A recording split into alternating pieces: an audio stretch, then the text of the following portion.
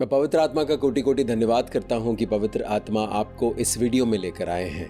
परमेश्वर की हुजूरी में आपका स्वागत है। हम सभी लोग अपने अपने घरों में रहते हैं। कहीं भी जाएं, हम लोग लौट कर अपने घर आते हैं। हम अपने दफ्तर में नहीं रहते हैं, हम अपने कार्यस्थल में नहीं रहते हैं, हम किसी और के घर में नहीं रहते हैं, लेकिन हम अपने ही घर में रहते हैं। जब हमारे पास अपना घर नहीं होता है तो हमारा मन कहीं अशांत रहता है, हमारा मन कहीं थोड़ा सा परेशान रहता है, सेटल नहीं होते हैं हम मन में। लेकिन जब हमारे पास अपना घर होता है तब हम वहाँ आराम से सेटल हो जाते हैं। क्यों? क्योंकि हम लोग अपने घर में सिक्योर्ड फील करते हैं, अपने घर में सुरक्षित महसूस करते हैं। तो वो घर हमारे शरीर का घर है।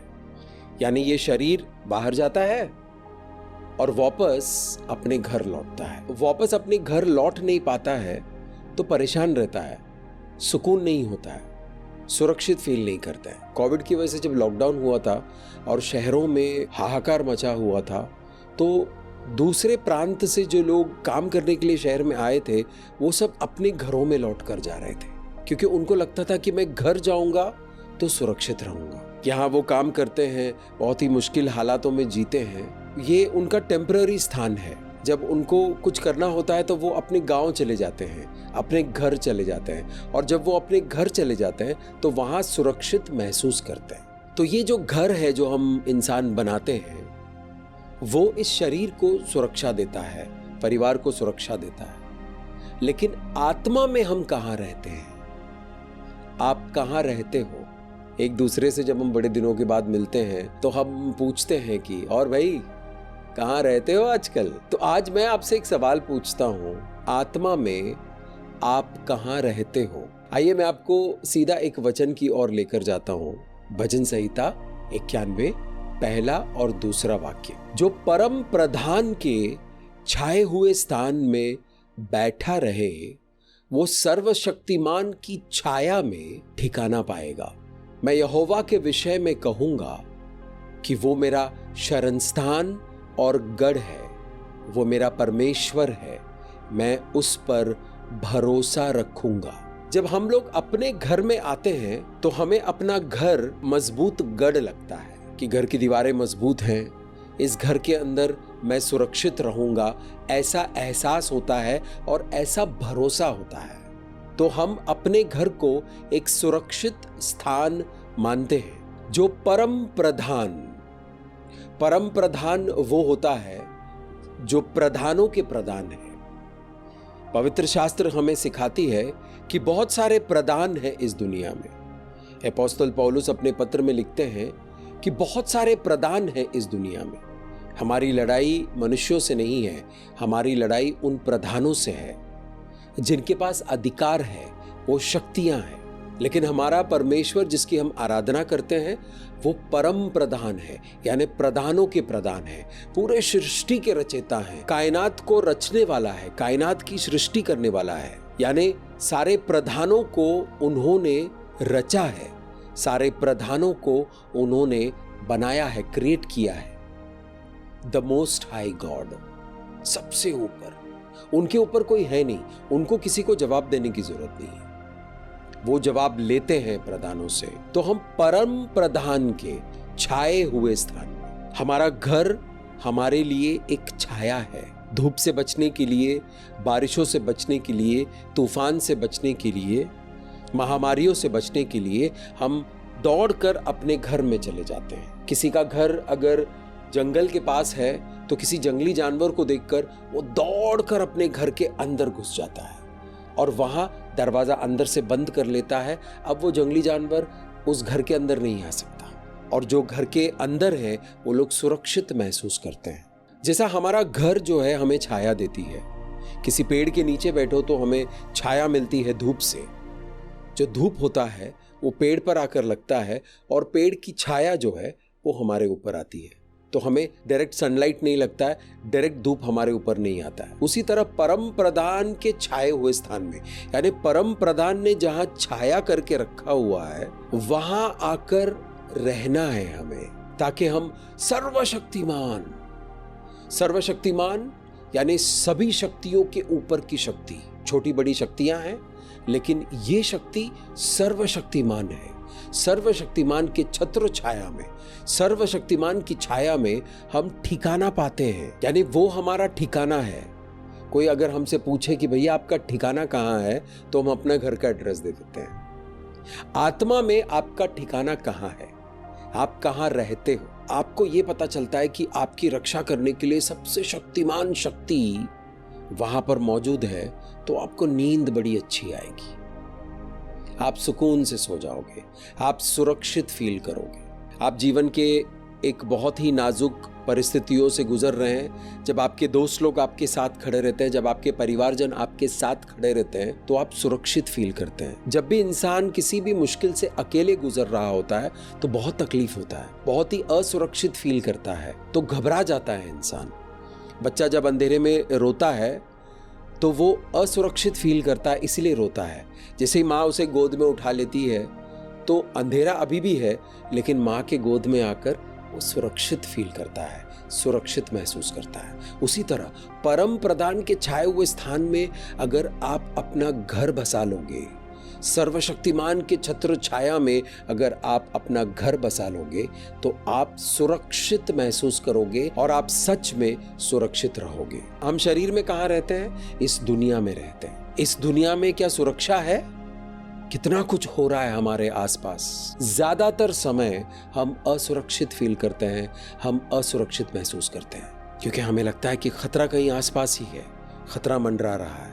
कभी कभी जब छोटी सी लापरवाही होती है तो दुर्घटना घट जाती है, और दुर्घटना में जो नुकसान होता है उसकी भरपाई भरते भरते कभी कभी 10 साल निकल जाते हैं। जब हम अपने रिश्तों को देखते हैं, रिश्तों को निभाने के लिए, रिश्तों को संभाल कर रखने के लिए बहुत जद्दोजहद करनी पड़ती है, क्योंकि वहां पर भी असुरक्षित महसूस करते हैं। हमारे कामकाज को लेकर हम असुरक्षित महसूस करते हैं, हमारे जॉब को लेकर हम असुरक्षित महसूस करते हैं, हमारे आमदनी को लेकर हम असुरक्षित महसूस करते हैं। बहुत लोगों को काउंसिल करता हूं, हर एक इंसान असुरक्षित महसूस करता है, इसलिए हमेशा डर में जीता है। परमेश्वर का वचन कहता है कि परम प्रदान के छाए हुए स्थान में आ जाओ, सर्वशक्तिमान के छत्र छाया में आकर अपना डेरा डालो, अपना घर बसाओ, वहीं रहो।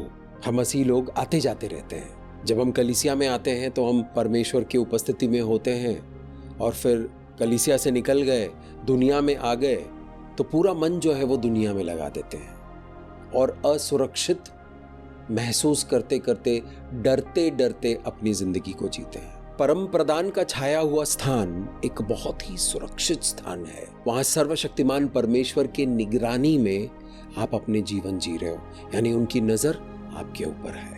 लगातार वो आपके और आपके परिवारजनों के ऊपर, आपके कम्युनिटी के ऊपर, आपके आसपास के लोगों के ऊपर नजर बनाए हुए हैं, क्योंकि आपने फैसला किया कि आप परम प्रदान के उस छत्र छाया में, सर्वशक्तिमान परमेश्वर के आश्रय में अपना घर बसाओगे। शरण लेने के लिए, बारिश से शरण लेने के लिए, तूफान से शरण लेने के लिए, धूप से शरण लेने के लिए हम अपने घर जाते हैं, हम अपने घर के अंदर जाते हैं, और घर हमारा मजबूत गढ़ होता है तब तक जब तक कोई उसे तोड़ नहीं देता, और उसे तोड़ना इतना आसान नहीं है। अगर आपका घर मजबूत है तो उसको तोड़ना इतना आसान नहीं है, लेकिन आपकी दीवारें अगर कच्ची है तो वो कभी भी तोड़ा जा सकता है, तूफान आकर तोड़ सकता है।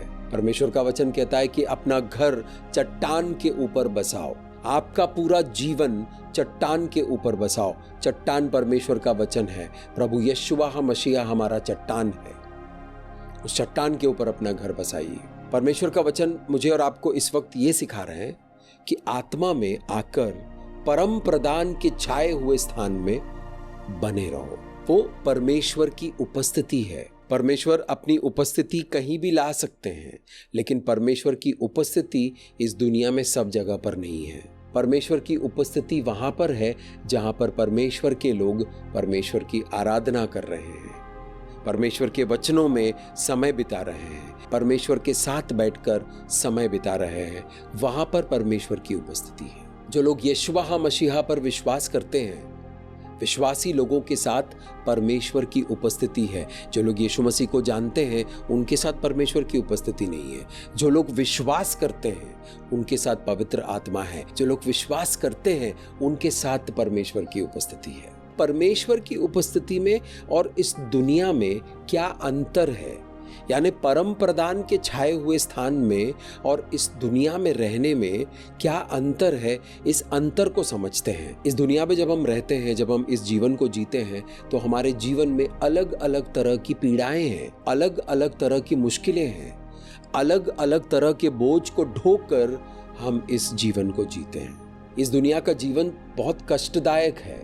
इस दुनिया का जीवन पीड़ा देने वाला जीवन है। बहुत सारे लोग, हजारों लाखों करोड़ों लोग शांति की तलाश में हैं। मन में शांति नहीं है, परिवार में शांति नहीं है, कार्यस्थल में शांति नहीं है, बिजनेस में शांति नहीं है, दोस्तों के बीच शांति नहीं है, अंतर मन में शांति नहीं है, सोच में शांति नहीं है, अशांत चल रहा है, गुस्से में चल रहा है। और अशांति की वजह से अविश्वास काम कर रहा है। विश्वासी लोग को भी विश्वास नहीं होता है। कभी कभी ऐसे बहुत बार हमारे हालातों की वजह से हमारा विश्वास डगमगा जाता है। लेकिन अगर आप विश्वास को लगातार बढ़ाते रहोगे तो वो विश्वास मजबूत हो जाएगा।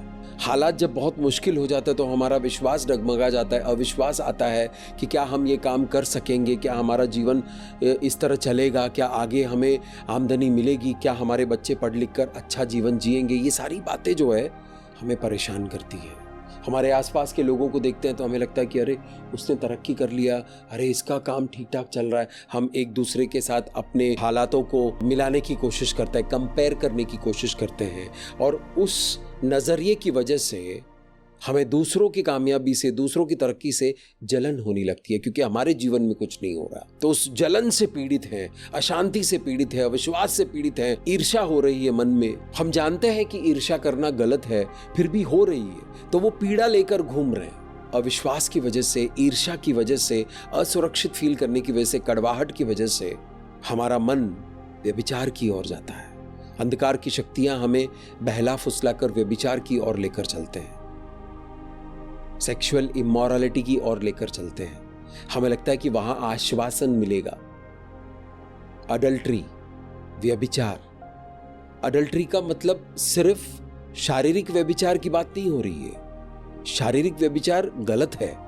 व्यभिचार करना, मिलावट करना, किसी चीज की मिलावट करना, दूध में मिलावट करना गलत है, रिश्तों में मिलावट करना गलत है। उससे क्या होता है? उससे हमारे जीवन का नाश होता है। हमें लगता है कि थोड़ा सुकून मिलेगा, व्यभिचार से भरी हुई फिल्में देख लेते हैं, व्यभिचार से भरी हुई कहानियां पढ़ लेते हैं। व्यभिचार का बोझ लेकर चल रहा है, और व्यभिचार अपने बोझ तले हमें दबा कर रखा हुआ है, गुलाम बनाकर रखा हुआ है। अपने जीवन के 19 साल अश्लील फिल्में देखना, व्यभिचार में मन लगाने का आदत हो गया था, यानी मन व्यभिचार में रहता था। जब मैं यीशु मसीह में आया तो पवित्र आत्मा के जरिए पिता परमेश्वर ने मुझे छुड़ाया।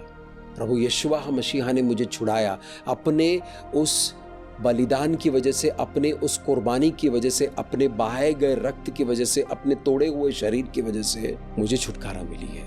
आपको छुटकारा मिली है। अगर आप किसी व्यसन में हो, आप व्यभिचार में फंसे हुए हो, तो पवित्र आत्मा आपको छुड़ाएंगे और आपको वहां से निकालकर बाहर लेकर आएंगे। उस एरिया को, उस सोच को परमेश्वर के हाथों में सौंप दो। अरे लेकिन ये तो बुरी सोच है, परमेश्वर को कैसे देंगे?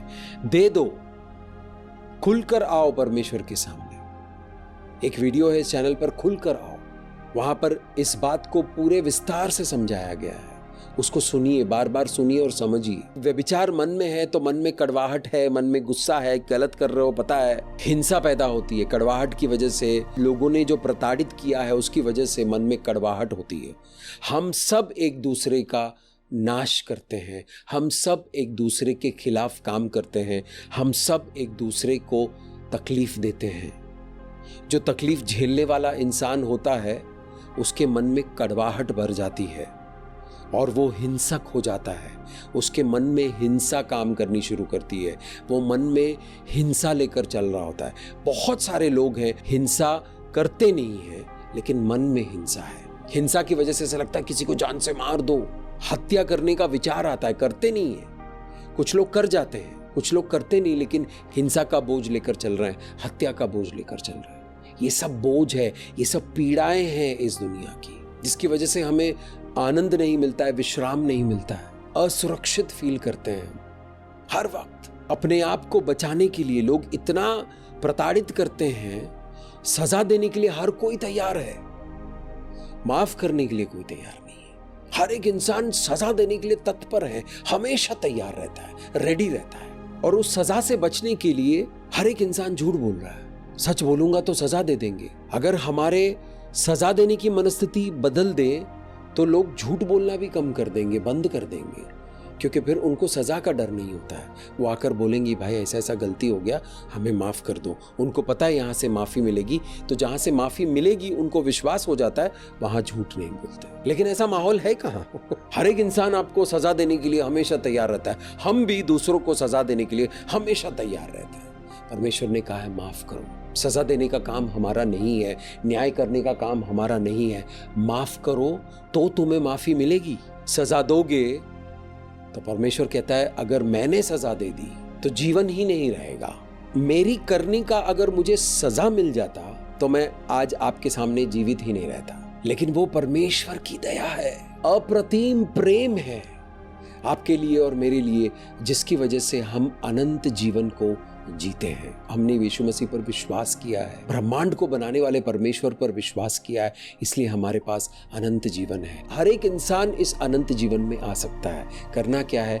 विश्वास करना है। किस पर विश्वास करना है? पिता परमेश्वर पर विश्वास करना है। पिता परमेश्वर ने जो काम किया है प्रभु यशुआ मसीहा के जरिए, उन पर विश्वास करना है। और क्रूस के ऊपर पूरे किए कामों पर जब आप विश्वास करते हो तो आप विश्वासी बन जाते हो और अनंत जीवन का आनंद लेते हो। इस दुनिया में कोई अनंत जीवन नहीं है। जिन लोगों ने हमें नुकसान पहुंचाया, हम उन्हें चार लोगों के बीच में कलंकित करते हैं। कुछ लोग टाइम पास के लिए एक दूसरे को कलंकित करते हैं, निंदा करते हैं एक दूसरे की, आत्मा में मार रहे हैं, उनके प्राणों पर हमला हो रहा है। जब भी आप किसी और के बारे में गलत बोल रहे हो, उसको कलंकित कर रहे हो, उसके खिलाफ गाली दे रहे हो, झूठी बातें फैला रहे हो, आप उस इंसान के प्राणों पर हमला कर रहे हो। परमेश्वर देख रहा है, वो मर्डर के बराबर है। हाँ, इसलिए हमें वो काम करना नहीं है। हमें गॉसिप नहीं करना है, हमें स्लैंडर नहीं करना है, दूसरे इंसान को कलंकित नहीं करना है, दूसरे इंसान के बारे में गलत बोलना नहीं है। हमें अपने जीवन पर फोकस करके आगे बढ़ना है। यही हमारा लक्ष्य होना चाहिए, तभी हम अपने जीवन में कामयाब हो जाएंगे।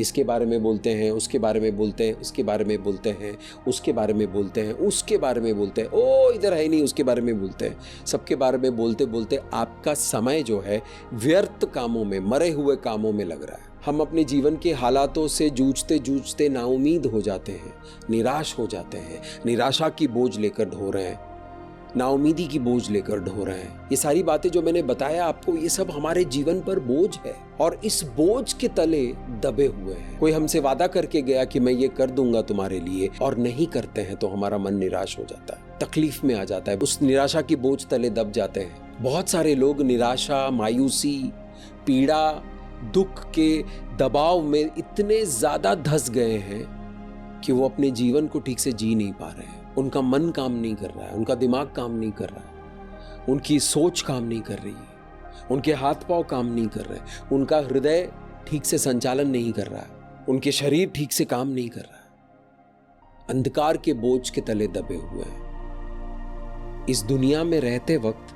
ऐसी ऐसी पीड़ाएं आकर हमें घेर लेती है कि हमें कुचल देती है। झूठे वादे करके लोग निकल जाते हैं, धोखा दे देते हैं, वादा करते हैं लेकिन उसको पूरा नहीं करते हैं, दूसरे इंसान को निराशा में ढकेल देते हैं। इस बोझ को ढोते ढोते हम मनुष्य जाति थक जाते हैं। ये मिलता है हमें इस दुनिया से। इसलिए परम प्रधान परमेश्वर कहते हैं कि यहाँ तुम रहते हो लेकिन आत्मा में मेरे पास आओ, मेरे छत्र छाया में आकर रहो। वहां क्या मिलता है? यीशु मसीह हमसे कहकर गए कि बोझ के तले दबे हुए लोगों, मेरे पास आओ, मैं तुम्हें विश्राम दूंगा। दिन भर के काम से जब हम थक जाते हैं और जब हम सोने जाते हैं, वो जो नींद मिलता है वो इतना प्यारा लगता है। लेकिन मैं हजारों लाखों लोगों को जानता हूं जो थकने के बाद भी सो नहीं पाते हैं, विश्राम नहीं है। मत्ती के सुसमाचार 11वां अध्याय 28 से लेकर 30 तक पढ़ेंगे। है सब परिश्रम करने वाले और बोझ से दबे लोगों, मेरे पास आओ, मैं तुम्हें विश्राम दूंगा। मेरा जुआ अपने ऊपर उठा लो और मुझसे सीखो, क्योंकि मैं नम्र और मन में दीन हूं, और तुम अपने मन में विश्राम पाओगे। क्योंकि मेरा जुआ सहज और मेरा बोझ हल्का है। अभी हमने देखा है कि इस दुनिया में रहते वक्त इस दुनिया का जो जुआ है, इस दुनिया का जो योक है, जुआ वो होता है जो बैलों के ऊपर लगता है। जीवन का जुआ हम सब के ऊपर है। इस दुनिया का जुआ हम सब के ऊपर है। इस दुनिया के जुए को हटाकर प्रभु यीशुआ मसीहा का जुआ लेना है। वो हल्का है। ये जो मेरा शर्ट का कॉलर है ये बहुत ही हल्का है, लेकिन अगर मैं 50-60 किलो का कॉलर पहन लूं तो उस बोझ के तले झुक जाऊंगा। 50-60 किलो का कॉलर पहनकर चलते चलते बहुत जल्दी थक जाऊंगा और ऐसा वक्त आएगा जब मैं आगे चलने लायक भी नहीं हूं। यीशु मसीह क्रूस को जब अपने कंधे के ऊपर उठाकर चल रहे थे तो उनसे वो भार उठाया नहीं जा रहा था। एक वक्त आया जब वो गिर गए, एक बार गिरे, दूसरी बार गिरे, तीसरी बार जब गिरे तो उठ ही नहीं पाए, क्योंकि उनको कोड़ों से मारा था, उनके शरीर को लहूलुहान कर दिया था, उनके शरीर को दर्द ने जकड़ लिया था और उनके लहू बहने की वजह से उनकी शक्ति कम हो गई थी, और जब तीसरी बार गिरे वो उठ नहीं पाए। तो साइरीन का सिमोन आकर उस क्रूस को उठाने के लिए यीशु मसीह की मदद की। सिमोन ने उठाया उस क्रूस को और यीशु मसीह को सहारा दिया। यीशु मसीह भी वो बोझ उठा नहीं पाए। यीशु मसीह जानते हैं वो बोझ, आपके जीवन के बोझ के बारे में वो जानते हैं। संघर्ष करने वाले लोगों, काम करने वाले लोगों, इस दुनिया में जीने के लिए हमें संघर्ष करना पड़ता है और वही संघर्ष हमें थका देता है और इतना सारा बोझ है हमारे ऊपर। तो प्रभु यीशु कहते हैं कि मेरे पास आओ, वो बोझ मुझे दे दो, क्योंकि क्रूस पर मैंने जो काम पूरा किया है उसकी वजह से वो बोझ मैं तुमसे हटा सकता हूं। ये पाप का बोझ है, ये पाप की प्रभुताई का बोझ है सब परिश्रम करने वालों, बोझ से दबे लोगों, हम सब बोझ से दबे हुए हैं। प्रभु यीशुआ मसीहा के पास आओ, वो आपको इस दुनिया के बोझ से आजाद करके एक हल्का जुआ देगा, जिसको लेकर आप बड़े आराम से खुशी खुशी चल सकते हो। आप बिल्कुल थकोगे नहीं उसमें, क्योंकि वो कहता है कि मैं विनम्र हूं, मैं दयालु हूं। इस दुनिया में कोई भी माफ नहीं करना चाहता है, लेकिन पिता परमेश्वर यीशुआ मसीहा के जरिए आपको माफी देना चाहता है, ताकि ये जो पाप की प्रभुताई आपके जीवन में है वो खत्म हो जाए। जिन लोगों ने यीशु मसीह को ग्रहण कर लिया, जिन लोगों ने पिता परमेश्वर, प्रभु यीशुआ मसीहा और पवित्र आत्मा के नाम से बपतिस्मा ले लिया, आप लोग इस बोझ से आजाद हो सकता है कि आपको ऐसा लग नहीं रहा है, लेकिन अगर आप उस पवित्र स्थान में आकर रहोगे तो आपको इस छुटकारे का आनंद मिलेगा। आप कहाँ रहते हो? अविश्वास में रहते हो, अशांति में रहते हो, निराशा में रहते हो, व्यभिचार में रहते हो, हत्या में रहते हो, झूठ में रहते हो, फरेब में रहते हो, कहाँ रहते हो? यीशु मसीह आपको अपने पास बुला रहा है। यीशु मसीह के दिल के करीब आ जाओ, उस परम प्रदान के छाए हुए स्थान में आ जाओ, सर्वशक्तिमान की छत्र छाया में आ जाओ, आपको विश्राम मिलेगा। परमेश्वर प्रभु यीशुआ मसीहा वादा कर रहे, मैं तुम्हें विश्राम दूंगा। मेरा जुआ अपने ऊपर उठा लो, मुझसे सीखो। हमें सीखना है इस नए जीवन को कैसे जिएंगे, हमें सीखना है। क्या सीखना है? प्रभु यीशुआ मसीहा का हल्का जुआ लेकर कैसे चलेंगे हम। जब प्रभु यीशु मसीह ने मुझे इस बोझ से छुटकारा दिया था तो मैं बहुत हल्का महसूस कर रहा था। मैंने अपने पूरे जिंदगी में 42 साल के जीवन में कभी भी इतना हल्का महसूस नहीं किया था। हल्का महसूस हो गया, आजादी महसूस होने लग गई। लेकिन इस आजादी में चलने के लिए हमें सीखना पड़ता है, वरना फिर से बोझ उठा लेंगे हम। हमें आदत है बोझ उठाने की, हमारे मन को आदत है बोझ में चलने की। जब हम हल्के हो जाते हैं, जब हम आजाद हो जाते हैं, तो हमारा मन सोचता है अब क्या उठाऊं, परेशान हो जाता है। क्योंकि प्रभु यीशु मसीह कहते हैं तुम अपने मन में विश्राम पाओगे। जब आप अपने मन में विश्राम पा लिए हो, आपके शरीर में विश्राम आता है, आपको अच्छी नींद आ जाती है। तो परमेश्वर आपके मन में विश्राम देना चाहता है। शांति कितना जरूरी है। इस चैनल पर एक टॉक है, शांति अनमोल है। उसमें शांति कितना जरूरी है और शांति से हमारे जीवन में क्या होता है, उन बातों को विस्तार से समझा है। उस वीडियो को सुनिए, उस मैसेज को सुनिए और उसको समझिए। परमेश्वर आपको आशीष करेंगे। परमेश्वर का आशीष आपके ऊपर आएगा, परमेश्वर का अनुग्रह आपके ऊपर आएगा, अभिषेक आएगा आपके ऊपर, आप शांति में रह सकते हो। 29वें वाक्य में कहते हैं कि मेरा जुआ अपने ऊपर उठा लो। परमेश्वर इस दुनिया का जुए से, इस दुनिया के पकड़ से आपको छुड़ाएंगे और परमेश्वर का जुआ देंगे आपको। वो हल्का है, वो प्रेम का जुआ है। जब हम प्रेम करते हैं किसी को तो हमारा प्रेम उनके ऊपर जाकर बस जाता है, लेकिन उनको तकलीफ नहीं देता है। वो प्रेम उनको आनंद देता है, उनको प्रेम देता है। कोई दुश्मनी करता है तो वो भी एक तरह का रिश्ता है। दुश्मनी का अपना जुआ होता है।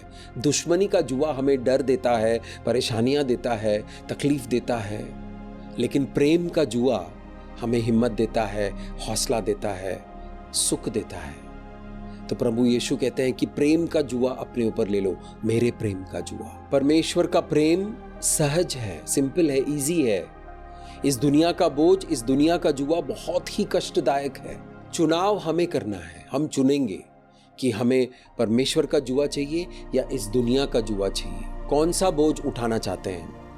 परमेश्वर का जुआ हल्का है, वहां बोझ है ही नहीं। इस दुनिया का जुआ बहुत ज्यादा बोझ लेकर आता है, हमें थका देता है, रातों की नींदों को उड़ा देता है, मन का चैन छीन लेता है, आनंद छीन लेता है, और हम परेशान रहते हैं, बेजार रहते हैं, डरते डरते अपनी जिंदगी को जीते हैं। इस विश्राम से भरी हुई जगह पर, परम प्रदान के छाए हुए स्थान पर आपको क्या मिलता है? सबसे पहले आपको प्रेम मिलता है। पिता परमेश्वर ने पूरे जगत से इतना प्रेम किया कि उन्होंने अपने एक लौते पुत्र की कुर्बानी दे दी। किसके लिए? आपके लिए और मेरे लिए। जो विश्वास करके आएगा उस प्रेम का भागीदार होगा, स्वर्ग राज्य का भागीदार होगा, परमेश्वर के राज्य का भागीदार होगा, वारिस होगा। हम गली कूचे में प्रेम ढूंढते हैं, हम लोगों के पास प्रेम की भीख मांगने जाते हैं, जाने अनजाने में। हर एक इंसान को प्रेम चाहिए, क्योंकि प्रेम ही जीवन है और जीवन ही प्रेम है। प्रेम के बगैर जीवन अधूरा है, जीवन है ही नहीं प्रेम के बगैर। जीवन देने वाला परमेश्वर है और वो प्रेम हमें उस पवित्र स्थान में मिलता है। बुराई की संगति में रहते हैं तो हम बुरे बन जाते हैं, चोर की संगति करेंगे तो हम चोर बन जाते हैं, झूठ बोलने वालों की संगति में रहेंगे तो हम झूठ बोलते हैं, व्यभिचार करने वालों की संगति में रहते तो हमें भी व्यभिचार करने का मन करता है, उसके बाद हम कर जाते हैं। लुटेरों के साथ रहते तो हम भी लुटेरा बन जाते हैं, डरने वाले लोगों के साथ रहते तो हम भी डरना शुरू कर देते हैं। जिन लोगों ने मायूसी में अपना घर बसा लिया है, उनके साथ रहोगे तो हमारा मन भी मायूसी से भर जाता है। परमेश्वर की उपस्थिति में आकर आप अपना घर बसाओगे तो आप परमेश्वर के जैसे हो जाओगे, प्रेम करने वाले हो जाओगे, प्रेम से भर कर चलोगे। शांति आपके पास वास करेगी, आपके मन में शांति 24 घंटे 365 दिन वास करेगी, हर रोज वास करेगी। वो वहीं अपना डेरा डालेगी, क्योंकि परमेश्वर की हुजूरी में शांति है। मुझे पता नहीं आप किस मनस्थिति में इस परमेश्वर के वचन को सुनना शुरू किया है, लेकिन अगर आप अपने मन को इस वक्त टटोल कर देखोगे तो आपके मन में शांति आ गई है, मन शांत हो गया है। ऐसा क्यों हो रहा है? क्योंकि इस वक्त आप परमेश्वर के उस पवित्र स्थान में हो। परमेश्वर ने आपको अपनी ओर खींच लिया है, आपका मन शांत हो गया है। परमेश्वर की हुजूरी में शक्ति मिलती है। प्रभु यीशुआ मसीहा ने प्रॉमिस किया है, वचन दिया है, हमें प्रतिज्ञा दी है कि मैं तुम्हें सामर्थ्य दूंगा। जब पवित्र आत्मा तुम्हारे ऊपर आएगा तो तुम सामर्थ्य पाओगे, विस्फोटक सामर्थ्य, डायनामिक एनर्जी मिलेगी, डायनामिक पावर मिलेगा। परमेश्वर आपको सामर्थ्य देना चाहता है, क्योंकि परमेश्वर सामर्थ्य परमेश्वर है, परमेश्वर पावर से भरा हुआ है। जब आप परमेश्वर के हुजूरी में होते हो तो आपको परमेश्वर का पावर मिलता है। पावर मिलेगा तो जो काम आप करते हो 12 घंटे में आप 3-4 घंटे में कर दोगे। जो रिश्ता आपसे निभाया नहीं जा रहा है, आप उस रिश्ते को बड़े आराम से निभाओगे। जो आमदनी आप लेकर आना चाहते हो अपने परिवारजनों के लिए, उनकी सुरक्षा के लिए, उनकी परवरिश के लिए, जब आपके पास सामर्थ होगा, पावर होगा, उस आमदनी को आप बड़े आराम से कमा कर लाओगे। आपके पास सामर्थ होगा तो आप डटे रहोगे, आप कमजोर नहीं पड़ोगे, क्योंकि आपके पास शक्ति है। किसकी शक्ति? परम प्रधान परमेश्वर की, सर्वशक्तिमान परमेश्वर की शक्ति, यानी सबसे उत्तम कोटि का शक्ति। परमेश्वर की हुजूरी में, परमेश्वर के साथ जब आप संगति करते हो, इस चैनल में जितने वीडियोस है उन वीडियोस को जब आप सुनते रहते हो, परमेश्वर के साथ संगति कर रहे हो, परमेश्वर के वचनों के साथ संगति कर रहे हो, आपको बुद्धि मिलती है। जब मैं परमेश्वर की उपस्थिति में रहता हूँ, जब मैं बाइबल को पढ़ता हूँ, जब मैं पवित्र शास्त्र को पढ़ता हूँ, जब मैं उसका अध्ययन करता हूँ, तो मन में बड़ी शांति होती है, परमेश्वर का प्रेम से भर जाता हूँ, सामर्थ्य मिलता है, बुद्धि मिलती है, समझदारी मिलती है, ज्ञान मिलता है। क्या होता है बुद्धि आ गया तो? क्या कर लेंगे बुद्धि से? अगर ऐसा कोई पूछता है क्या कर लोगे बुद्धि से, आपकी समस्याओं का समाधान ढूंढ सकते हो। जब आपके पास बुद्धि होती है, इंटेलिजेंस होता है, परमेश्वर की बुद्धि, दिव्य बुद्धि, स्वर्ग की समझदारी, स्वर्ग का ज्ञान, वो ज्ञान जब आपको मिलता है तो आप प्रकाश से भर जाते हो, आप लाइट से भर जाते हो। समस्याओं का समाधान आपको बड़े आराम से मिलता है। रिश्तों में से समस्याएं, उसका समाधान ढूंढते हो। आपके कलीसिया में कोई समस्या, उसका समाधान आपके पास आता है। लोगों के जीवन में जो समस्या है, आपके जीवन में जो समस्या है, उसका समाधान आप ढूंढ के निकाल सकते हो, क्योंकि आपको इंटेलिजेंस मिल रहा है, बुद्धि मिल रहा है, ज्ञान मिल रहा है, समझदारी मिल रहा है। कहां से मिल रहा है? परम प्रधान परमेश्वर के पास से। उच्च कोटि का बुद्धि, उच्च कोटि का ज्ञान, उच्च कोटि की समझदारी, सबसे बेस्ट इंटेलिजेंस। नए नए आइडियाज लगा सकते हो। जब आपके पास बुद्धि है तो आप अपना काम बेहतरीन तरीके से कर सकते हो, आप अपना बिजनेस सही तरीके से कर सकते हो, सही फैसले ले सकते हो अपने जीवन के लिए। सही फैसलों की वजह से हम गड्ढों में गिरने से बच जाते हैं। याद कीजिए, हम अपने जीवन में कितने बार गड्ढे में गिरे हैं, गलत फैसलों की वजह से, क्योंकि उस वक्त उस फैसला लेने के लिए हमारे पास बुद्धि नहीं थी। मैंने अपने जीवन में बहुत सारे गलत फैसले किए हैं और गड्ढों में पड़ा रहा हूं 10-10, 15-15 साल। प्रभु यीशुआ मसीह ने अपने पवित्र हाथों से मुझे बाहर निकाला, अपने पवित्र लहू से धोकर शुद्ध किया और कहा, मेरे साथ चलोगे?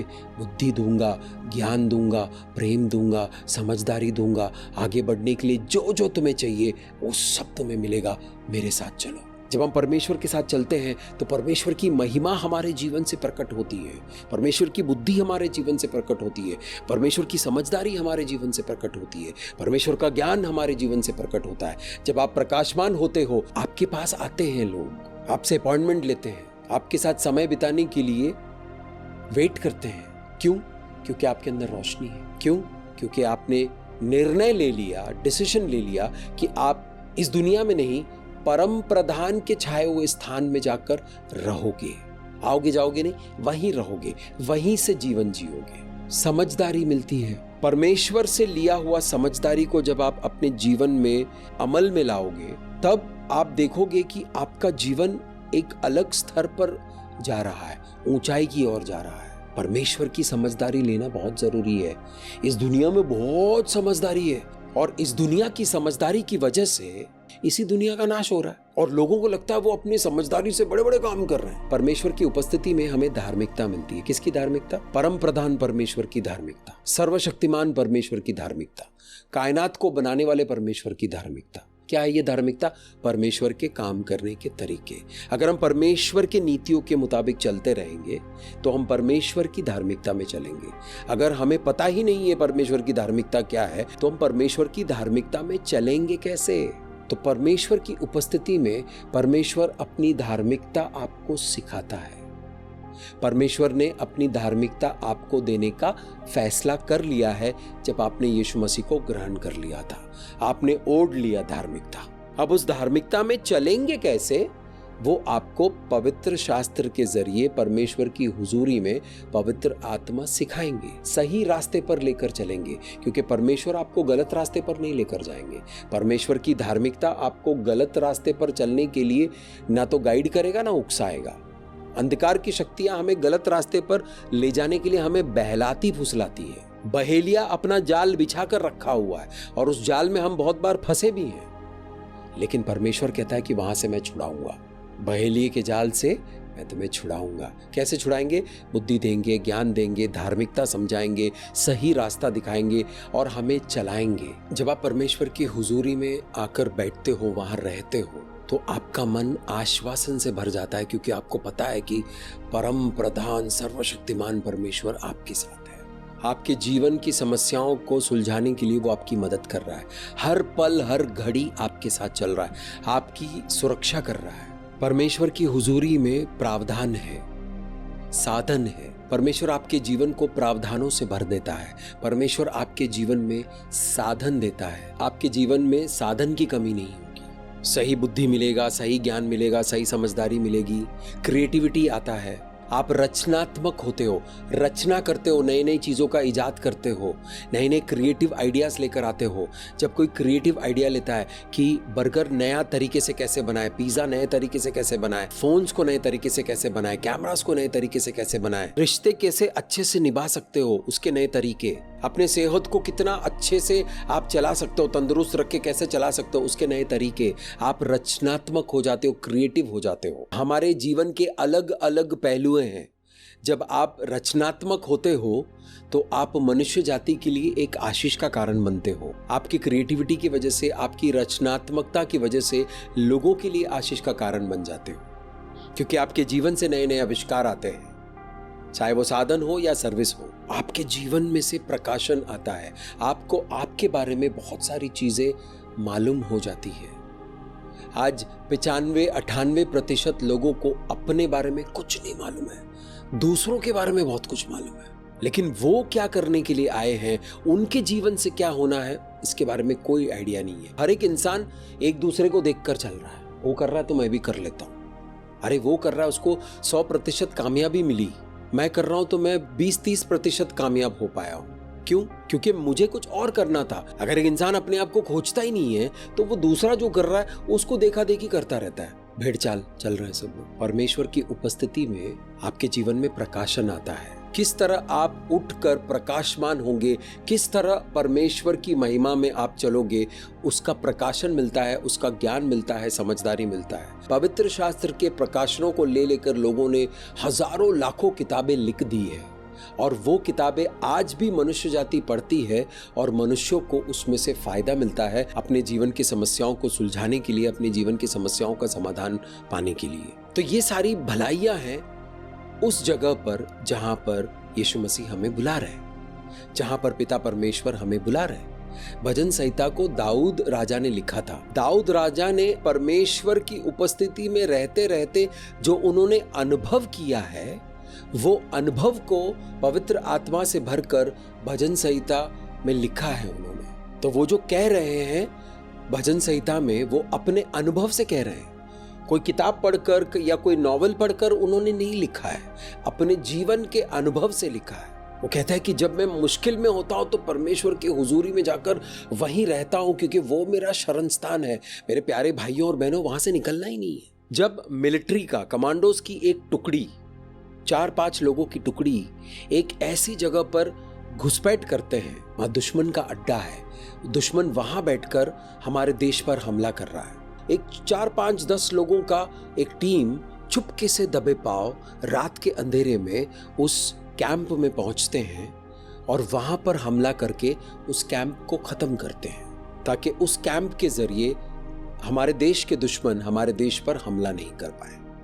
लेकिन ये जब 5-6-10 लोग अंदर घुसते हैं तो एक दूर कहीं बैठकर एक कंट्रोल रूम से कुछ लोग इन लोगों की सहायता कर रहे हैं।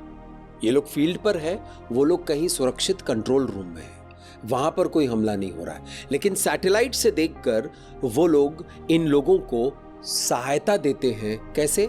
उनको गाइडलाइंस देखकर, उनको गाइड करते हुए। सैटेलाइट से जब एक बिल्डिंग के ऊपर या एक जगह के ऊपर फोकस करते हैं तो वहां मनुष्य की जो गर्मी होती है, शरीर की जो गर्मी होती है, उससे पता चलता है कि कितने मनुष्य हैं, दुश्मन कितने हैं अंदर, कहां है बिल्डिंग में, कहां से आ रहे हैं, कहां जा रहे हैं। तो ये 10 लोग हैं, ये चुपचाप दबे पाव अंदर गए हैं। 2000 सिपाहियों के साथ हमला नहीं किया है, एयर मिसाइल से हमला नहीं किया है, सीक्रेट मिशन है। इनको दबे पाव अंदर जाना है, वहां पर बॉम्ब लगाना है और फिर बाहर आना है और उसको डेटोनेट करना है, उड़ा देना है, या फिर अंदर घुस के किसी को बचाना है, या फिर अंदर घुस के कुछ इंफॉर्मेशन लेकर आना है बिना किसी को पता चले। तो ऐसे वक्त जो कंट्रोल रूम में टीम बैठी हुई है, वो लोग बराबर इनको गाइड करते हैं। अगर इनका फ्रीक्वेंसी डिस्कनेक्ट हो गया, इनका कनेक्शन टूट गया कंट्रोल रूम से, तो ये 8-10 लोगों के पास अब कोई गाइडेंस नहीं है। उनको पता नहीं चल रहा है कि दुश्मन कहां से आएंगे, कैसे हमला करेंगे, क्योंकि दुश्मन फैला हुआ है उस जगह पर। उसी तरह हमें पता नहीं है कि दुश्मन कहां है।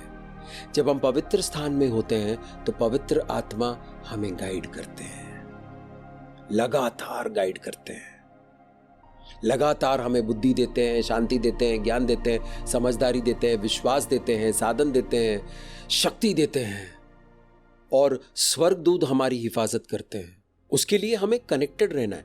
मैं शरीर में इस वक्त यहाँ पर हूँ, लेकिन आत्मा में मैं उस पवित्र स्थान में हूँ, सबसे पवित्र स्थान में। मैं प्रचार करने के लिए दूसरी कलीसिया में जाता हूँ, मैं ट्रेनिंग देने के लिए अलग अलग संस्थाओं में जाता हूँ, अलग अलग जगहों पर जाता हूँ। मेरा शरीर जाता है, मेरा शरीर मार्केट जाता है, मेरा शरीर ऑफिस जाता है, लेकिन मेरी आत्मा पवित्र स्थान में बैठा हुआ है।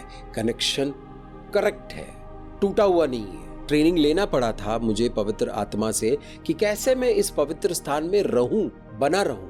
वो ट्रेन किया उन्होंने मुझे। आपका शरीर घर में है, आपका शरीर ऑफिस जा रहा है, आपका शरीर बस में है, कार में है, ट्रेन में है, लेकिन आपकी आत्मा पवित्र स्थान में है। यीशु मसीह ने हमें ऊंचे स्थानों पर आकर बैठने के लिए बुलाया है। आओ और आकर बैठो। जो परम प्रधान के छाए हुए स्थान में बैठा रहे। बैठने का जो पोजीशन है वो विश्राम वाला है। जब मैं कलीसिया में प्रचार करता हूँ तो मैं एक जगह नहीं रुकता हूँ, एक जगह से माइक के सामने खड़े होकर बात नहीं करता हूँ। माइक हाथ में लेकर इधर उधर चलते फिरते जिस तरह पवित्र आत्मा मेरे साथ करना चाहता है उस तरह करता हूँ। यहाँ पर मैं वो कर नहीं सकता हूँ, इसलिए मैं बैठा हुआ हूँ, विश्राम में हूँ। बैठने का जो पोजीशन होता है वो विश्राम में होता है। बड़े बड़े ऑफिस में जहाँ दिमाग लगाना होता है तो वो अपने कर्मचारियों को बिठा देते हैं। शरीर में विश्राम करो और दिमाग से काम चलाओ। और दिमाग इतना काम कर रहा है कि शाम तक दिमाग थक जाता है, शरीर बैठा हुआ है। तो परमेश्वर चाहते हैं कि हम विश्राम में आकर बस जाएं। और विश्राम में रहकर क्या क्या फायदे हुए वो आपने देख लिया।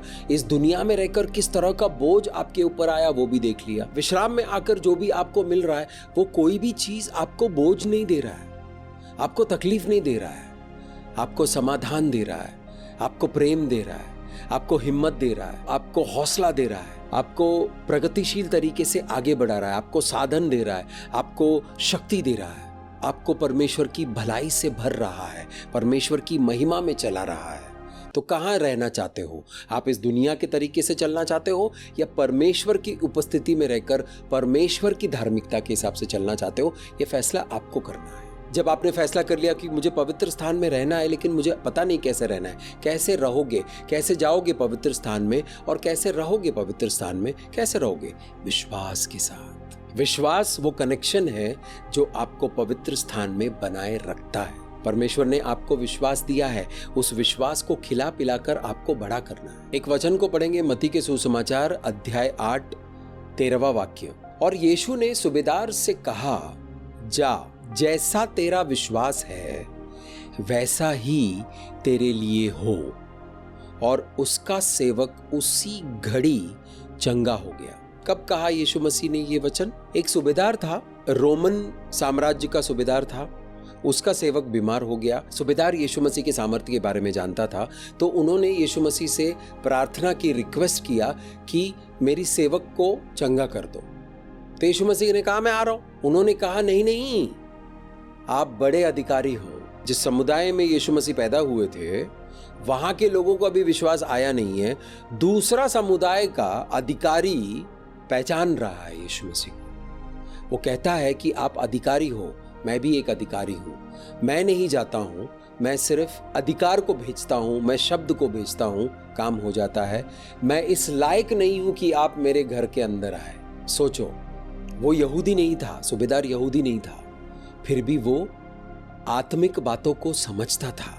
बहुत लोग कलीसिया में आते हैं लेकिन आत्मिक बातों को समझते नहीं है। हमें आत्मिक बातों को समझना है, सीखना है। तो वो कहता है यीशु मसीह से कि मैं इस योग्य नहीं हूं कि आप मेरे घर में अपने पवित्र कदम रखें, लेकिन आप एक वचन बोल दो और मेरा सेवक ठीक हो जाएगा, ऐसा मुझे विश्वास है। यीशु मसीह चकित रह गए, वो हैरान हो गए और उन्होंने आसपास चलने वाले लोगों से कहा कि इजराइल में इस सूबेदार जैसा विश्वास ही नहीं है। क्योंकि सूबेदार के पास विश्वास था, यीशु मसीह अपने वचन को भेजा और वहां उसका सेवक चंगा हो गया।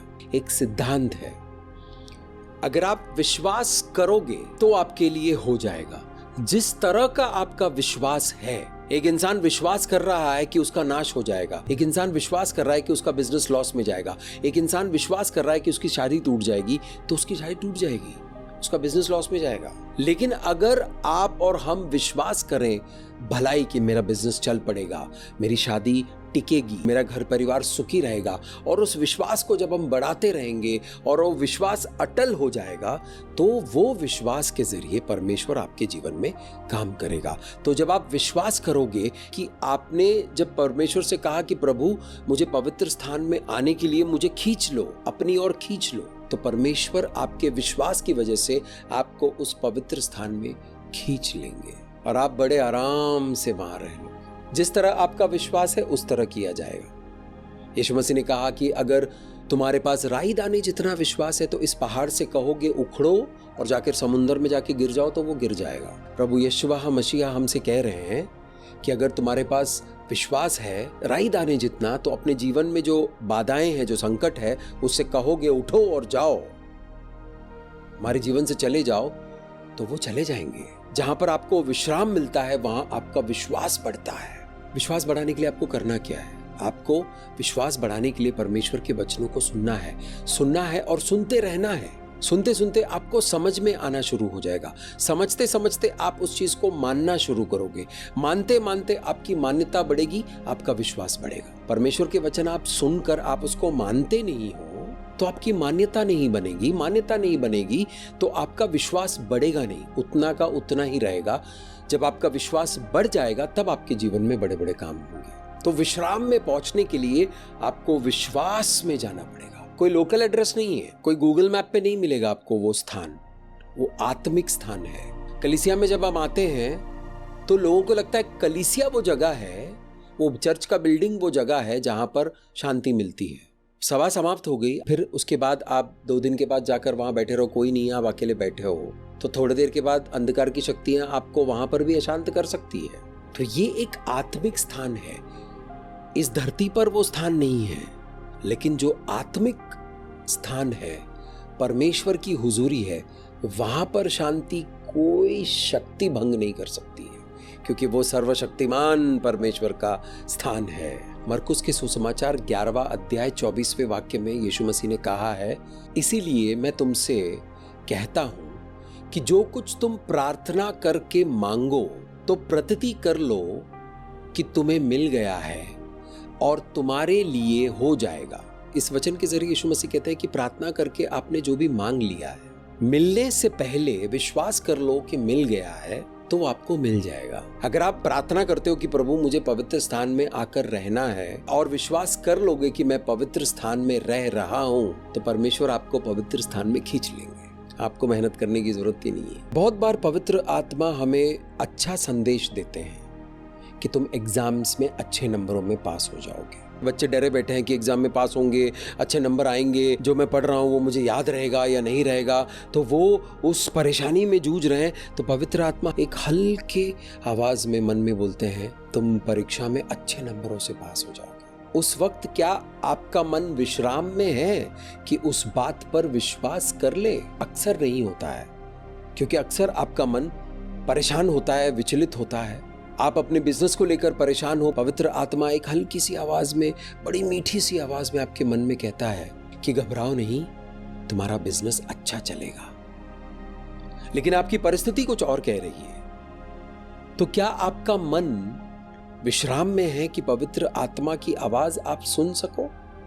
अगर आपका मन शांत नहीं है, आप विश्राम में नहीं हो, तो पवित्र आत्मा की बातें आपको सुनाई देगी, लेकिन आप उसको रोक नहीं पाओगे, उसको रिसीव नहीं कर पाओगे, आके चली गई। मोटापे वाली चीज कोई खाने के लिए हम जाते हैं तो एक आवाज आती है कान में कि मत खाओ, ऑलरेडी कोलेस्ट्रॉल का प्रॉब्लम है, ऑलरेडी ये प्रॉब्लम है, मत खाओ। हम फिर भी खा लेते हैं, नजरअंदाज कर लेते हैं, क्योंकि मन कर रहा है, इमोशनल ईटिंग करना है, भावना खराब हो गई, इमोशन खराब हो गया तो ठूस लेते हैं हम। कुछ लोग चॉकलेट खाते हैं, मैं तला हुआ चीज खा लेता हूँ। जब इमोशनली थोड़ा सा डिस्टर्ब होता तो तली हुई चीज़ें खाना शुरू कर देता हूँ, जो मेरे लिए अच्छा नहीं है। कुछ लोग पिज़्ज़ा खाना शुरू कर देते हैं, कुछ लोग शराब पीना शुरू कर देते हैं, कुछ लोग आइसक्रीम खाना शुरू कर देते हैं, डब्बा भर के आइसक्रीम खा जाते हैं, कुछ लोग नशा करना शुरू कर देते हैं। परमेश्वर कहता है कि कुछ नहीं होगा, मैं तुम्हें सही सलामत पहुँचाऊँगा, लेकिन हम विश्वास नहीं कर पाते क्योंकि अभी हमारा विश्वास उतना मजबूत नहीं है, हमारे मन में उस तरह का विश्राम नहीं है। शादी में मुश्किल हो गई है, तकलीफ हो रही है, तो परमेश्वर की आत्मा कहता है कि डरो नहीं, मैं तुम्हारी शादी को बचाऊंगा, मैं तुम्हारी सहायता करूंगा। क्योंकि हमारा मन इतना विचलित है, इतना परेशान है, गुस्से में है, कड़वाहट में है, पवित्र आत्मा की उस बात को हम नजरअंदाज कर देते हैं और फिर हमारा रिश्ता टूट जाता है। इब्रानियों की किताब 4 अध्याय 10 और 11 को पढ़ते हैं, क्योंकि जिसने उसके विश्राम में प्रवेश किया उसने भी परमेश्वर के जैसे अपने कामों को पूरा करके विश्राम किया। सो हम उस विश्राम में प्रवेश करने का प्रयत्न करें, ऐसा न हो कि कोई जन उनकी नाई आज्ञा न मानकर गिर पड़े। किसके विश्राम में? परमेश्वर के विश्राम में। ये वाक्य साबत के बारे में कह रहे हैं। 6 दिन परमेश्वर ने इस धरती को बनाने के लिए लगाया और 7वें दिन परमेश्वर ने विश्राम किया। तो पवित्र शास्त्र हमें सिखाता है कि जब हम पवित्र स्थान में जाते हैं तो हमें विश्राम मिलता है। किस तरह का विश्राम? जिस तरह का विश्राम परमेश्वर ने लिया था उसी तरह का विश्राम। तो 6 दिन काम करके परमेश्वर ने 7वें दिन विश्राम क्यों लिया? काम खत्म थोड़ी होता है। आपके और मेरे जीवन का काम खत्म होता है? हमें लगातार काम करते रहना पड़ता है। परमेश्वर ने कहा हफ्ते में 1 दिन साबत के दिन विश्राम ले लो, लेकिन हम वो भी नहीं ले पाता है। उस दिन भी हम काम करते रहते हैं। क्यों? क्योंकि हमारी जिंदगी बोझ तले दबी हुई है, हमारे पास कोई विश्राम नहीं है। तो परमेश्वर ने विश्राम कैसे ले लिया? आइए इस बात को समझते हैं। सृष्टि को जब आप देखोगे, परमेश्वर ने 6 दिन लगाकर सृष्टि की रचना कर दी। परमेश्वर ने जो रचना की है, जो सिस्टम उन्होंने बनाया, वो सिस्टम में वो क्षमता है कि जो क्रिएशन है, जो रचना है, वो अपने आप मेंटेन होगा और फिर से पैदा होगा, प्रोक्रिएट होगा और बढ़ता रहेगा। यानी परमेश्वर ने जो बनाया है वो मेंटेन होता है और बढ़ता रहता है।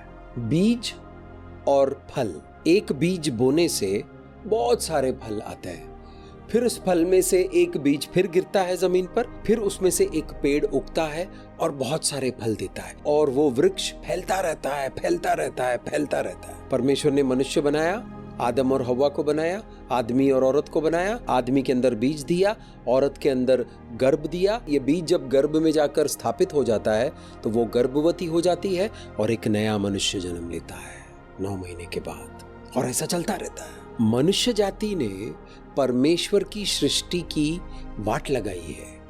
परमेश्वर की सृष्टि का नाश करने के लिए कोई कसर नहीं छोड़ा है, इसीलिए तकलीफ हो रही है। मुझे एक कंपनी ऐसा दिखाइए जो सूरज का मेंटेनेंस करता हो आपके बिल्डिंग का, आपके कंपनी का, आपके ऑफिस का, आपके गाड़ी का, आपके लैपटॉप का, आपके फोन का मेंटेनेंस करना पड़ता है। लेकिन एक ऐसा कंपनी दिखाइए जो सूरज का मेंटेनेंस करता है, चंद्रमा का मेंटेनेंस करता है, समुंदर को संभाल रहा है, उसका मेंटेनेंस कर रहा है, एवरेस्ट पहाड़ का मेंटेनेंस कर रहा है, नदियों का मेंटेनेंस कर रहा है। हम मनुष्य जाति ने इतना प्रदूषित कर दिया नदियों को कि अब हमें करना पड़ रहा है। लेकिन जब तक प्रदूषित नहीं था कोई मेंटेनेंस की जरूरत ही नहीं थी, मस्त अपने आप चल रहा है। जंगल में जो शेर है उसकी मेंटेनेंस करने की जरूरत ही नहीं है, अपने आप मेंटेन हो रहा है। यानी जो रचना परमेश्वर ने की है वो ऑटोमेशन पे है। जब आप परम प्रधान के उस पवित्र स्थान में, उस छाए हुए स्थान में जाकर अपना बसेरा कर लोगे तो आपके जीवन में जो भी उत्पत्ति होगी, जो भी रचना होगा, जो भी क्रिएशन होगा, रिश्ता हुआ, फैमिली हुआ, बिजनेस हुआ, सेवकाई हो गई, वहां से जो भी उत्पन्न हुआ, वहां से जो भी क्रिएट हुआ, उसके साथ एक ऐसा सिस्टम जुड़ा होगा, अलौकिक सिस्टम, जिसकी वजह से वो बिजनेस, वो रिश्ता, वो चीजें मेंटेन होती रहेगी और बढ़ता भी रहेगा। वहां पहुंचने के लिए पवित्र शास्त्र हमें कहता है कि प्रयत्न करो, प्रयास करो, मेहनत करो। वहां पहुंचने के लिए, विश्राम में पहुंचने के लिए मेहनत करो। सिद्धांत एकदम क्लियर है। पूरा दिन हम काम करने के बाद विश्राम करते हैं, मेहनत करते हैं, तब जाके विश्राम मिलता है। जो अपने जीवन के अच्छे समय में, यानी 25 साल से लेकर 45 साल तक अच्छा मेहनत करता है, अच्छा काम करता है, फोकस करके काम करता है, तो उसको बुजुर्गियत में विश्राम मिलता है। वरना बुजुर्गियत में भी काम करना पड़ता है। शरीर बुजुर्गियत में जवाब देना शुरू कर देती है। आपका इरादा अच्छा है, आपका मन अच्छा है, आपकी सोच अच्छा है, ठीक है, लेकिन शरीर जवाब देना शुरू करती है, क्योंकि शरीर पुराना हो रहा है। जब आप परमेश्वर के सुरक्षित स्थान में बने रहोगे तो आपके शरीर में बुजुर्गियत में भी यौवन जैसा ताकत देगा, ऐसा परमेश्वर का वचन कहता है। बुजुर्गियत में भी एक युवा की तरह शक्तिशाली बने रहोगे। ऐसा विश्वास जब आपके मन में आकर सिद्ध हो जाता है तो बुजुर्गियत में भी आप ऐसा दौड़ लगाते हो कि युवा पीढ़ी शर्मसार हो जाए। तो विश्राम में प्रवेश करने के लिए प्रयत्न कीजिए। जैसे हमने देखा कि विश्राम में आने के लिए विश्वास का बढ़ना जरूरी है, क्योंकि विश्वास के जरिए ही आप उस विश्राम में आ सकते हो। और विश्राम में क्या क्या है हमने देख लिया है। इस विश्वास को बढ़ाने के लिए आपको थोड़ी मेहनत करनी पड़ेगी, ज्यादा करनी पड़े तो कर लीजिए, लेकिन एक बार आप विश्राम में आ गए तो आपका लाइफ सेट हो जाएगा। आपका जीवन ऊपर के स्थानों में जाने के लिए तैयार होगा, उठकर प्रकाशमान होने के लिए तैयार हो जाएगा और प्रकाशमान हो जाएगा। यहोवा का तेज आपके जीवन से प्रकट होगा और लोगों को वो तेज नजर आएगा। लोग आपसे मदद लेने के लिए आपके पास आएंगे। आपका बिजनेस उनकी मदद करेगा, आपकी सेवकाई उनकी मदद करेगा, आपका सर्विस जो आप प्रोवाइड कर रहे हो वो उनकी मदद करेगा। परमेश्वर का वचन कहता है कि मेरे राज्य की खोज करो, मेरे धार्मिकता की खोज करो, बाकी सब तुम्हें दिया जाएगा, सब आ जाएगा आपके पास। करना क्या है? प्रयत्न करना है। यत्न प्रयत्न मतलब मेहनत करना है, विश्वास को बढ़ाकर उस विश्राम में आने के लिए। वो विश्राम, वो पवित्र स्थान है जहां पर परमेश्वर की उपस्थिति है, जहां पर शांति है, प्रेम है, अनुग्रह है। वहां रहोगे तो आपका जीवन को आगे बढ़ने से कोई ताकत रोक नहीं सकती है। अंधकार की शक्तियों का कोई हथकंडा वहां पर चलता ही नहीं है। अंधकार की शक्तियां वहां आपको टच भी नहीं कर पाएगी। वो दूर दूर से चिल्लाएंगे लेकिन आपको छू नहीं पाएंगे। तो मेरे प्यारे दोस्त, इस पवित्र स्थान में आने के लिए आप प्रयत्न कीजिए। इस वक्त पवित्र स्थान में आने के लिए आपको अभिषेक मिल रहा है। इस अभिषेक को आंखों को बंद करके रिसीव करें। हम प्रार्थना में जाएंगे। पिता परमेश्वर, मैं इस वक्त आपके बच्चे के ऊपर ये अभिषेक को भेज रहा हूं प्रभु। अभिषेक रिसीव करें, अभिषेक रिसीव करें। इस वक्त जो भी इस वीडियो को देख रहा है प्रभु, अभिषेक मिले उनको, अभिषेक मिले। पवित्र स्थान में आकर बसने का अभिषेक मिले पिता परमेश्वर, आकर वहीं रहने का अभिषेक मिले पिता परमेश्वर। इनके जीवन में जो भी रुकावट है प्रभु, अंधकार की शक्तियों ने जो बेड़ियां बनाकर रखी है ताकि ये पवित्र स्थान में ना आए, उन बेड़ियों को मैं तोड़ता हूं यीशु नाज़री के सामर्थी नाम से। उन रुकावटों को मैं हटाता हूं यीशु नाज़री के सामर्थी नाम से। मैं यीशु मसीह का पवित्र लहू लगाता हूं प्रभु आपके बच्चे के ऊपर, सर से लेकर पांव तक, उनके परिवार के ऊपर, उनके मन के ऊपर। इनके मन में प्रभु यशुआ मसीहा का विश्राम हो, शालोम आए पिता परमेश्वर। और प्रभु ये चाहते हैं कि वो उस पवित्र स्थान में आए, इनकी इच्छा है पिता परमेश्वर। ये विश्वास कर रहे हैं प्रभु, इनको खींच ले, एक अनुभव दीजिए प्रभु, एक अनुभव दीजिए। अनुभव देने से विश्वास एकदम मजबूत हो जाता है प्रभु। आपके बच्चे को एक अनुभव दीजिए उस पवित्र स्थान का, उस सबसे पवित्र स्थान का अनुभव दीजिए प्रभु। धन्यवाद करते हैं पिता परमेश्वर इस वचन के लिए प्रभु। जो बेहतरीन कार्य किया है, अपने बच्चे को आपने छुड़ाया है पिता परमेश्वर, उन बेड़ियों से छुड़ाया है, उन सलाखों से छुड़ाया है ताकि वो पवित्र स्थान में आ सके प्रभु। आपने आपके इस बच्चे को छुड़ाया है पिता परमेश्वर। इस वक्त जो लोग इस वीडियो को देख रहे हैं प्रभु, वो सबको छुटकारा मिल रहा है। रिसीव करो मेरे दोस्त, इस छुटकारे को रिसीव करो। रेबा शंडा बहंटो बो शेक के यीशु नाज़री के सामर्थी नाम से रिसीव करो प्रभु। ये जो वचन आपके बच्चे ने सुना है, उनके मन के गहराइयों में जाकर अच्छी मिट्टी में बोए जाए प्रभु, ताकि 100 गुना फल लेकर आए। इनका जीवन का परिवर्तन हो प्रभु, इनका परिवार ऊंचे स्थानों पर जाए प्रभु। और ये शरीर में चाहे कहीं भी हो, लेकिन आत्मा में आपके साथ उस ऊंचे स्थान पर, उस पवित्र स्थान पर, उस गुप्त स्थान में बना रहे प्रभु। धन्यवाद करते हैं।